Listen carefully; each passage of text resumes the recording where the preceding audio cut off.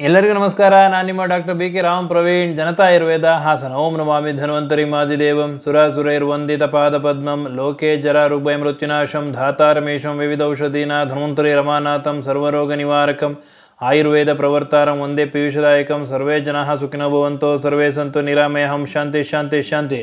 ವೀಕ್ಷಕರೇ, ಡಯಾಬಿಟಿಸ್ ಸಕ್ಕರೆ ಕಾಯಿಲೆ ಇದ್ದಂಥವ್ರು ಆಹಾರ ಯಾವ ರೀತಿ ಇರಬೇಕು, ಅದರಲ್ಲೂ ತರಕಾರಿಗಳು ಯಾವುದನ್ನು ತಿನ್ನಬೇಕು, ಪ್ರಮುಖವಾಗಿ ಯಾವ ತರಕಾರಿಯನ್ನು ಅವರು ಪ್ರತಿನಿತ್ಯ ಸೇವನೆ ಮಾಡೋದ್ರಿಂದ ಶುಗರ್ ಲೆವೆಲ್ ಕಂಟ್ರೋಲ್ ಇಟ್ಕೋಬೋದು, ಈ ಎಲ್ಲ ವಿಷಯವನ್ನು ಇವತ್ತಿನ ಒಂದು ಸಂಚಿಕೆಯಲ್ಲಿ ತಮಗೆ ತಿಳಿಸ್ಕೊಡ್ತೀನಿ.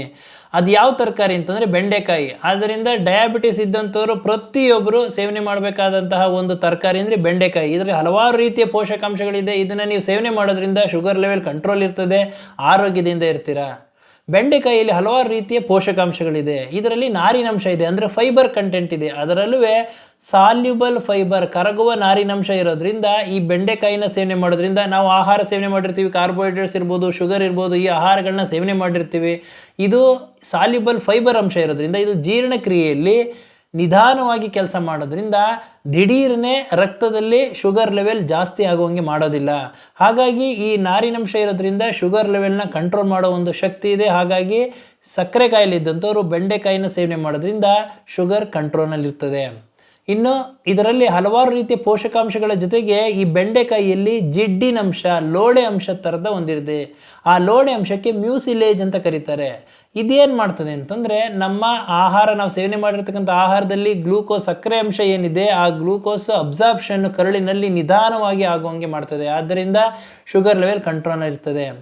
ಹಾಗೂ ಡಯಾಬಿಟಿಸ್ ಇದ್ದವ್ರಿಗೆ ಈ ಇನ್ಸುಲಿನ್ ಏನು ಮಾಡ್ತದೆ ಅಂದರೆ, ಇನ್ಸುಲಿನ್ನ ಒಂದು ಔಷಧಿಯಾಗಿ ಕೆಲಸ ಮಾಡ್ತದೆ. ಇನ್ಸುಲಿನ್ನು ಯಾವ ರೀತಿ ಗ್ಲೂಕೋಸ್ನ ಎಲ್ಲ ಜೀವಕೋಶಗಳಿಗೆ ಸಮರ್ಪಕವಾಗಿ ಒಂದು ನೀಡ್ತದೋ, ಅದೇ ರೀತಿ ಬೆಂಡೆಕಾಯಿಲಿರ್ತಕ್ಕಂತಹ ಪ್ರೋಟೀನು ಹಾಗೂ ಪೋಷಕಾಂಶಗಳು ಏನು ಮಾಡ್ತದೆ ಅಂದರೆ ಇದೇ ರೀತಿ ಕೆಲಸ ಮಾಡೋದ್ರಿಂದ ಶುಗರ್ ಲೆವೆಲ್ನ ಕಂಟ್ರೋಲ್ನಲ್ಲಿರ್ತದೆ.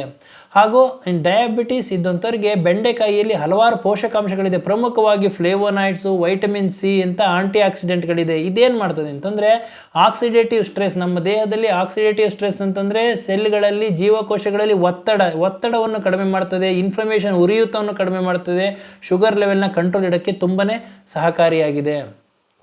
ಹಾಗೂ ಬೆಂಡೆಕಾಯಲ್ಲಿ ತೀರಾ ಕಡಿಮೆ ಕ್ಯಾಲೋರಿ ಇದೆ, ಅದರ ಜೊತೆಗೆ ಕೊಲೆಸ್ಟ್ರಾಲ್ ಕಡಿಮೆ ಇದೆ. ಹಾಗಾಗಿ ಇದನ್ನು ಸೇವನೆ ಮಾಡೋದ್ರಿಂದ ಈ ತೂಕ ನಿರ್ವಹಣೆಗೆ ಸಹಕಾರಿಯಾಗಿದೆ. ಹಾಗೂ ಇನ್ಸುಲಿನ್ ರೆಸಿಸ್ಟೆನ್ಸನ್ನು ಕಡಿಮೆ ಮಾಡ್ತದೆ. ಇದರಿಂದ ಏನಾಗ್ತದೆ ಅಂದರೆ ಶುಗರ್ ಲೆವೆಲ್ ಕಂಟ್ರೋಲ್ ಇರ್ತದೆ, ಆರೋಗ್ಯದಿಂದ ಇರ್ತೀರ. ಹಾಗೂ ಇದರಲ್ಲಿ ಡಯಾಬಿಟಿಸ್ ಇದ್ದಂಥವ್ರಿಗೆ ಬೆಂಡೆಕಾಯಿ ಏನಕ್ಕೆ ಸೇವನೆ ಮಾಡಬೇಕು ಅಂತಂದರೆ, ನಮ್ಮ ಲಿವರ್ ಎನ್ಸೈಮ್ಸ್ಗಳನ್ನ ಇದು ಕಂಟ್ರೋಲ್ನಲ್ಲಿ ಇರ್ತದೆ, ಕೊಲೆಸ್ಟ್ರಾಲ್ ಅಂಶ ಕಡಿಮೆ ಇರ್ತದೆ.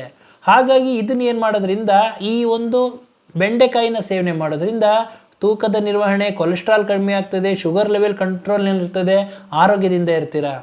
ಹಾಗೂ ಬೆಂಡೆಕಾಯಿ ಏನು ಎಷ್ಟು ಸಹಕಾರಿಯಾಗಿದೆ ಅಂತಂದರೆ, ನಮ್ಮ ಕಿಡ್ನಿ ಫಂಕ್ಷನ್ಗೂ ಇದು ತುಂಬಾ ಸಹಕಾರಿಯಾಗಿದೆ. ಕಿಡ್ನಿನಲ್ಲಿ ಯಾವಾಗ ಈ ಶುಗರ್ ಜಾಸ್ತಿ ಇತ್ತು ಅಂತಂದರೆ ಪ್ರೋಟೀನ್ ಲೀಕ್ ಆಗ್ತಾ ಇರ್ತದೆ.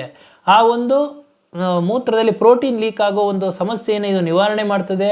ಇದರಲ್ಲಿ ನಾರಿನಂಶ ಇರೋದ್ರಿಂದ ಹಾಗೂ ಹಲವಾರು ಪೋಷಕಾಂಶಗಳಿರೋದ್ರಿಂದ ಈ ಒಂದು ಸಮಸ್ಯೆಯನ್ನು ನಿವಾರಣೆ ಮಾಡ್ತದೆ. ಶುಗರ್ ಲೆವೆಲ್ನ ಕಂಟ್ರೋಲ್ ಇಡೋಕ್ಕೆ ತುಂಬಾ ಸಹಕಾರಿಯಾಗಿದೆ. ಆದ್ದರಿಂದ ಇವತ್ತಿನ ಒಂದು ಸಂಚಿಕೆಯಲ್ಲಿ ಸಕ್ಕರೆ ಕಾಯಿಲೆ ಇದ್ದಂಥವ್ರು ಪ್ರತಿಯೊಬ್ಬರೂ ನೀವು ಬೆಂಡೆಕಾಯಿ, ತರಕಾರಿಯಲ್ಲಿ ಬೆಂಡೆಕಾಯಿನ ನೀವು ಸೇವನೆ ಮಾಡೋದ್ರಿಂದ ನಿಮ್ಮ ಶುಗರ್ ಲೆವೆಲ್ನ ಕಂಟ್ರೋಲ್ನಲ್ಲಿ ಇಟ್ಕೋಬಹುದು, ಆರೋಗ್ಯದಿಂದ ಇರ್ಬೋದು ಅಂತ ಹೇಳ್ತಾ ಇವತ್ತಿನ ಒಂದು ಸಂಚಿಕೆಯನ್ನು ಮುಗಿಸ್ತಾ ಇದ್ದೀನಿ. ನನ್ನ ಈ ವಿಡಿಯೋ ತಮಗೆ ಇಷ್ಟವಾಗಿದ್ದಲ್ಲಿ ಲೈಕ್ ಮಾಡಿ, ಶೇರ್ ಮಾಡಿ ಹಾಗೂ ನನ್ನ ಎಲ್ಲ ಮುಂದಿನ ವಿಡಿಯೋಗಳಿಗಾಗಿ ಸಬ್ಸ್ಕ್ರೈಬ್ ಮಾಡಿ. ಧನ್ಯವಾದಗಳು.